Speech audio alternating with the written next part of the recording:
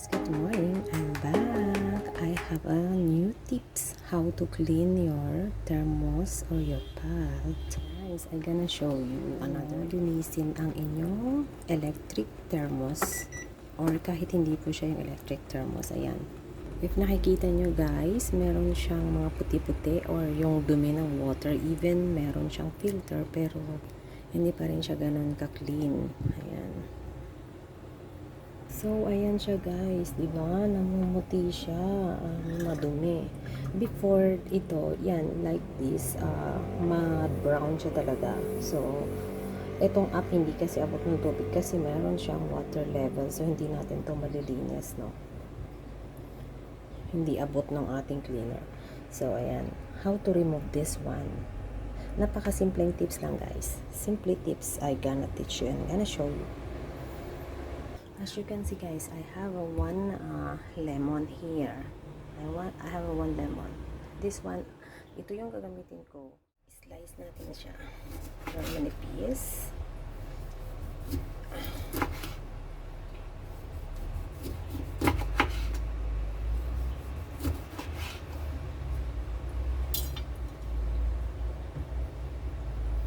So here, so we're gonna put inside the thermos now.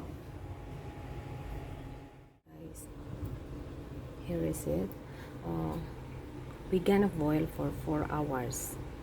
Yan. So, hindi natin siya pwedeng gamitin kasi nga nagki-cleaning tayo.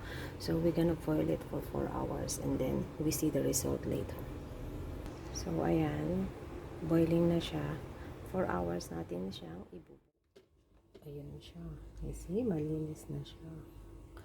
Natanggal yung mga ano niya except lang hindi abot ng tubig guys, hindi kasi po pwedeng sobra yung level ng water. Ayan. Yan, itapon na natin ang tubig.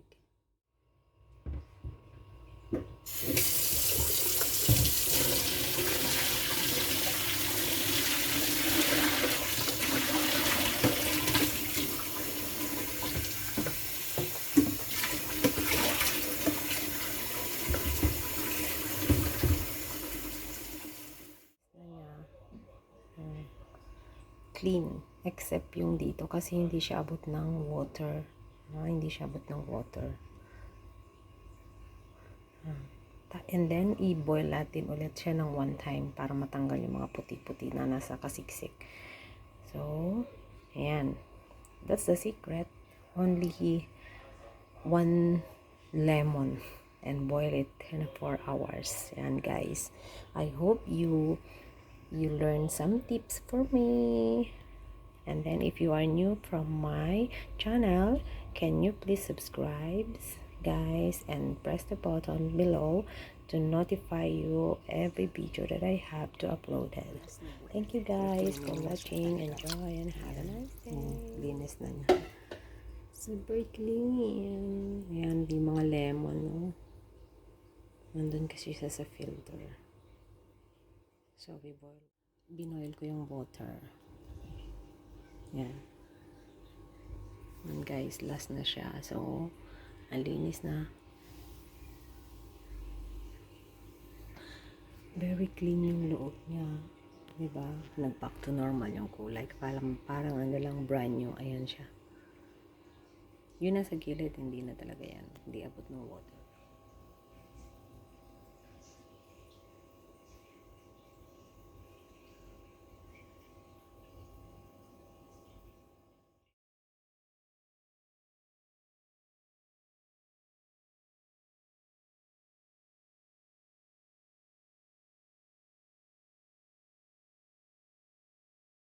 Guys, ayan. Isa to sa mga kasama sa tips ko. Ito guys, actually, ito para siyang glass. Glass siya. And then, kailangan makintab siya, syempre. Ay ngayon, greasy kasi I always use everyday yung aming, ayan, electric induction cooker. So, lahat ng mantika or oil is umaangat. So, how I clean this. And even here, ayan guys. Ayan. Paano mo yan ngayon pakikintabin? If you only use the detergent or anything is not effective. Lalo siyang naglalabo. Kita nyo to is marumi siya. Mostly, ginagamit ko siya pampunas sa oil. So, napakalagkit niya. Greasy talaga siya sobra. So, ang hirap niyang alisin. If I use a detergent or ano pa mang gamitin ko is not enough. So, I learned the secret or the magic one. Ayan guys, ito yung aking ginagamit. Pampakintab or panglinis talaga, matanggal yung mga stain sa lababo nyo or dun sa mga glass wall, sa mga wall ng kitchen nyo. So ito, soda, baking soda and vinegar and some of the detergent. Let's try now. Ayan guys,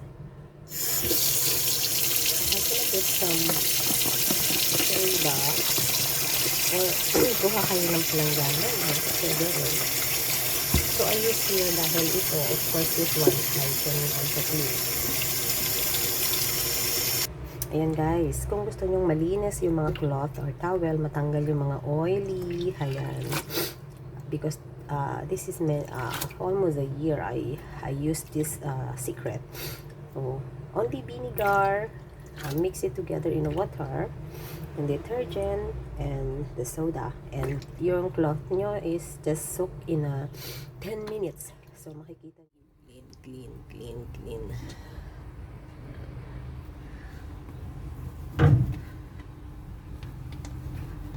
And then you can see the result later. Oily niya. And hindi na siya madulas. Just like a new.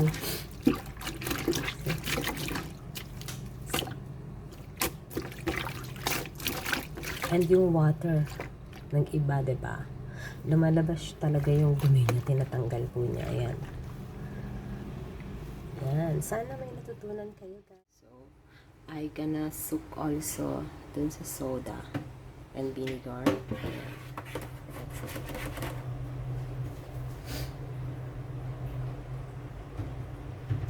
So sticky.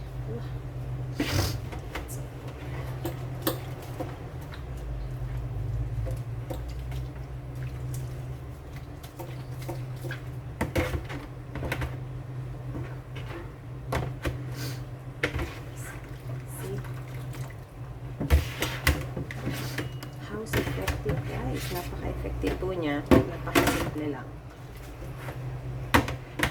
Ayan. You see in this pack, no more already.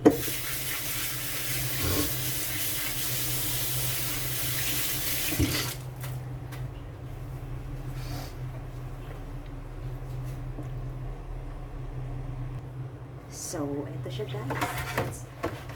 Ayan po, napakabilis yung matanggal.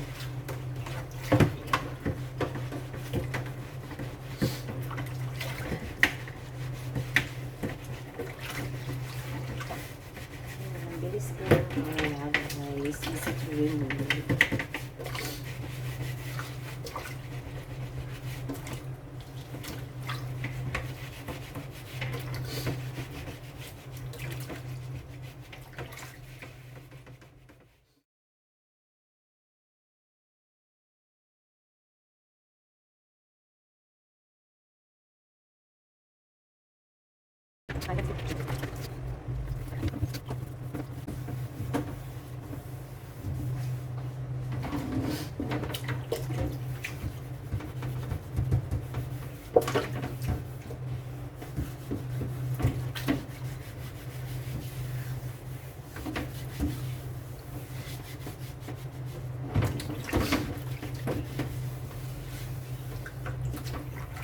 Marami po talaga guys na gagawa ang baking soda.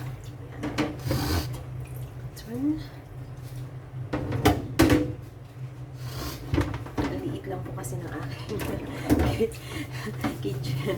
Kaya hirap po maglinis sa lababo nito.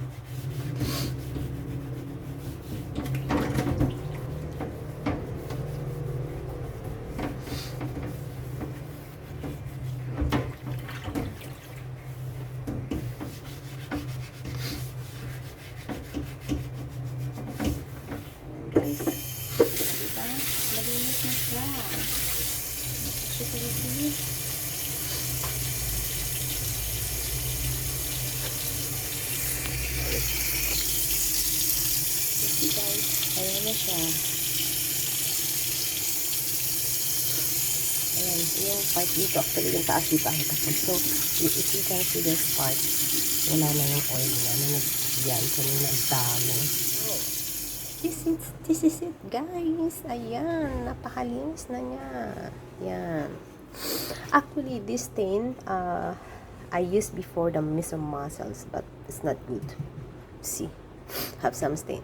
But if you use this natural cleaning material to clean, yan po ang resulta. Napakalinis niya. Daig pa po niya ang meron kang ginamit na mga detergents or anti-grease na yan. Ayan. So beautiful. Ayan guys, sana may natutunan kayo at nagustuhan nyo po yung aking video sa aking simple tips to clean your exhaust or your pot in the kitchen. Ayan na lahat ang kanyang dumi. So, let's start. Tapos na. And then, tinin. Hayan na siya guys. So clean. Let's see.